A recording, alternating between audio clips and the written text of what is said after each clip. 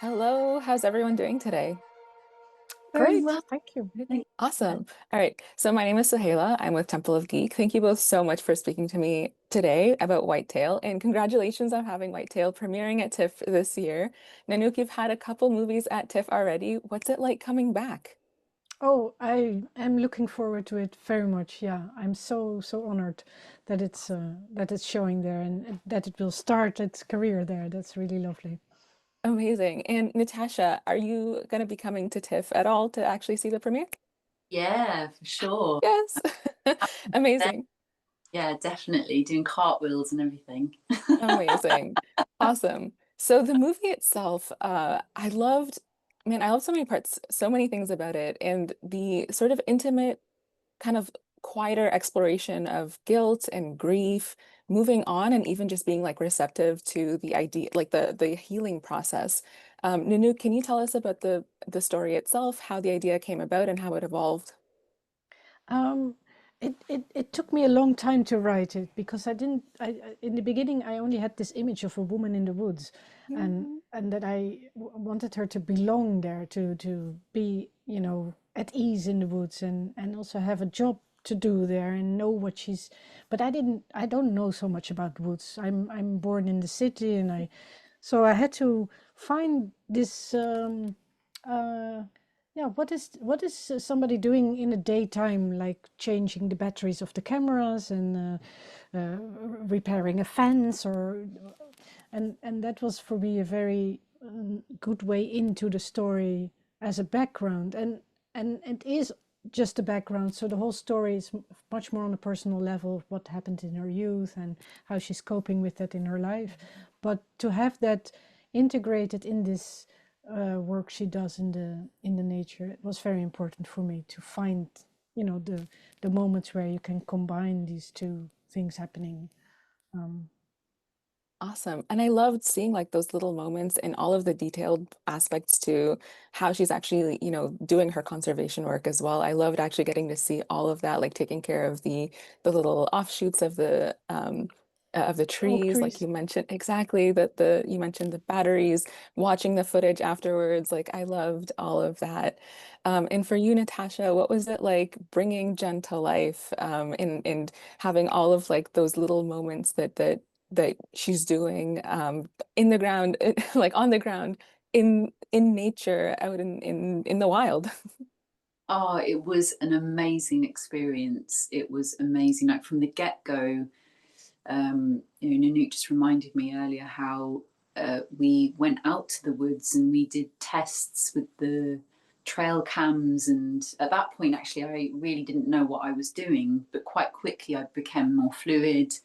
And with that comes confidence in who I'm playing. And that was before we'd actually got to the filming days. That's why it was like really kind of cheeky little rehearsals that got tucked in there, really, because a lot of the time you go into projects and you don't get to feel what it feels like to even wear those clothes, and walk around, apart from maybe in your accommodation or something, walking around your apartment or something. This is different. This is getting to grips with it. And yeah, it was just, as you can see, the landscape was beautiful. It was a real, yeah, it was like a massive Christmas present come early. That's amazing. And you Yeah. were mentioning actually like going out beforehand and scoping out all of like the different areas. Um, Yeah. how I guess for both of you, how did the actual like setting influence the actual filming, influence your character work as well, Natasha? Well, in order to not look like I didn't know what I was doing, I quickly sort of believe, essentially, because I had to drive that truck like she'd driven that truck her whole life, which I love that truck, by the way. I pined, I mean, we might actually have to buy a pickup truck someday. Um, things like, yeah, going out to the forests and sort of, I was reading up on really interesting things I wouldn't have done otherwise, really. Um, yeah, like I didn't even know about culling of deer and why it might happen. I just assumed it was a really awful thing that, you know, of course, deers are such a wonderful creature, but, you know, they do need to be, uh, they will breed and breed, and then the ecosystem gets completely out of joint. Like things like this I didn't know existed. Just so it sort of was going to school, fun school of biodiversity. Yeah, there was just a lot, and then there was also then the going in on the emotional side of things. There was so putting the geek hat to one side. It was also then, you know, forming a relationship to this character and how that feels to carry that weight around on a daily basis, and trying not to think about it. Actually, like it wasn't always at the forefront of her mind, but it just sat in her tissues in her body essentially. And yeah, I really did. I was in that space for sure. Not method, but I was waking up pretty much 80% Jen. Awesome. And it was very believable. Like all of like your movements felt so natural. Like you felt like you belonged in the forest, that you knew what you were doing. The entire time that I was watching, it was amazing. And you were mentioning the kind of the emotional aspect to it. One of the things that I found that I really, really enjoyed was physically you could see her carrying that weight, but how she was like, going about her day, it was almost like she was forgetting, but it was still there, like you were saying, it's still sort of like manifested there. Um, Yeah. and obviously those are very complicated emotions. There's very tragic past there. How did you connect with her character on those levels? Well, I think actually having busy hands was key there. And it wasn't just busy hands like buttering the toast or something. She was actually physically going out into the wild and um, rege- performing regeneration, you know, and essentially she's putting things into other things, but not sorting out in here what needed to be dealt with. So I was that was just there for me to in the landscape to just perform with and have that, just like I didn't really need to work hard at that really. Yeah, I hope that answers your question. I Yeah, don't know if no, I it did. said there, but It's also about control, isn't it? Like she yeah, needs to control all these things in order to have keep the emotions inside. And then if something yeah, breaks that peace, like the deer that she finds, the dead deer in her own forestry, that's so invasive of her peace of mind as well. Like she cannot stay calm there because somebody's sabotaging her world. And yeah. Yeah. And she says the scenes there that, you know, before Oscar comes, that I had everything under control before you came into my, like, I really, that scene kind of tells a lot as well. Like, literally with the words she's saying, I had this all together. yeah, So yeah. but I what love does that it line. mean? Yeah, what does it Yeah. mean having control? It Mm, takes all her energy to stay in control, to survive and pretend all is fine. And then actually it's a gift, what she said a few minutes ago, like Mhm. when this person from the past comes, she doesn't welcome it, but it is somehow a gift to start really, opening up and forgiving herself and dealing with what has happened. yeah. Yeah. And I love the duality of both Oscar and the poacher appearing at the same time, one disturbing her physical peace and the other disturbing her emotional peace. Can you talk about that, Nanook? And like, because initially I was like, wait, is he the poacher? Is Oscar the one doing this? Because the timing Yeah, was a little bit suspicious, but obviously, didn't yeah. end up being him. But can you talk about that Well, timing? Yeah. I did play with that idea that he might be really disturbing her peace, but no, it's true what you say. And in the edit, it was so important to balance these lines, like what's happening with Jen, and it's a sort of slow story. It's like small details, things, little things happen, like her best friend is going to get married. And somehow that's also disturbing. Like, you're my best friend. And of course, I want you to Mm, get married. But why does it bring me off balance in a strange way.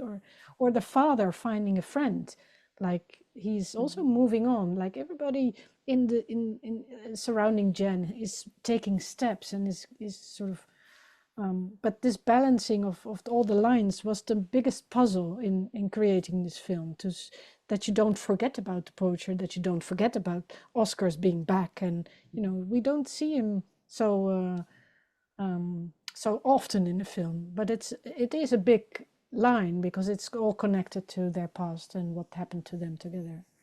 Yeah. And speaking of the imbalance in her life and kind of, all of that, one of the ways that it manifests is the nightmares. Could you talk about those scenes and the surreal aspect from a technical and story perspective, and then Natasha, the actual practical aspect of filming those scenes? Well, it was interesting to try and find and to make a nightmare that doesn't look like a nightmare. That you can start with a doody doo doo doody doo, and then we know, oh, something's going to happen, or it's black and white, But we really wanted to go out of the normal emotion of Jen being in the present into there's a shift. And when do you catch on as a viewer? Oh, wait a minute, this is really strange. There's something strange. And that's actually, I think, how it is for her to experience this breakthrough in the emotion and this breakthrough in having to come to terms with the past. So they are instrumental in a way, and they also come. You can't deny a nightmare. It's just there. So Yeah. but that's why we wanted to build the nightmare as close to the reality as possible. Mhm. And then Natasha, the one scene with the beetle coming out of her mouth, and then there's the other scene towards the end, which I'm interpreting as her sort of like lucid dreaming as well, where the deer comes when she's on the floor bleeding out, or on the ground bleeding out. Could you talk about those scenes and actually working with the beetle and the deer? And Oh, well, it's funny because I'm not like fantastic with bugs, but on the film I was fine.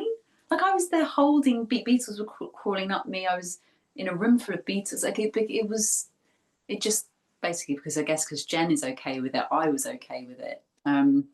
Like genuinely. yeah, nice. I love it. Yeah, so that was yeah, I really, I guess it was weird to not even put much thought into that because, yeah, like I say, it's not like I'm all the time holding bugs in my garden and feeling all right about that.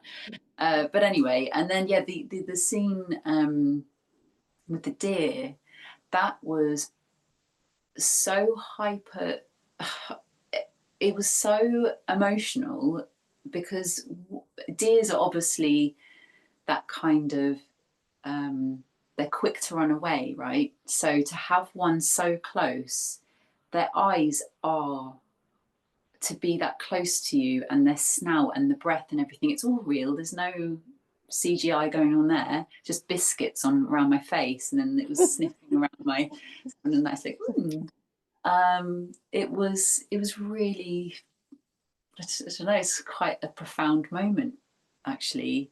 I was just mentioning earlier about these deers that would come to me in the morning, not every morning, but a lot of mornings before I went off to shoot. And we would just be looking at each other.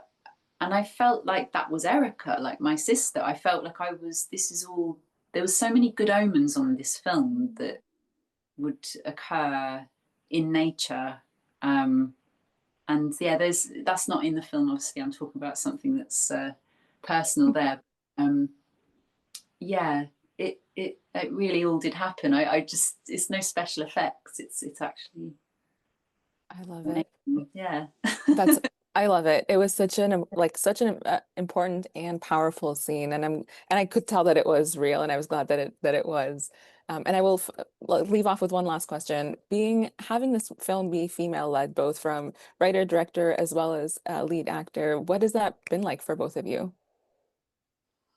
Well, it felt really very comfortable. It felt very, after the initial starstruck that I had for Natasha, I remember the first Zoom that I thought I have to listen also, like, what is she saying? Because I was so nervous.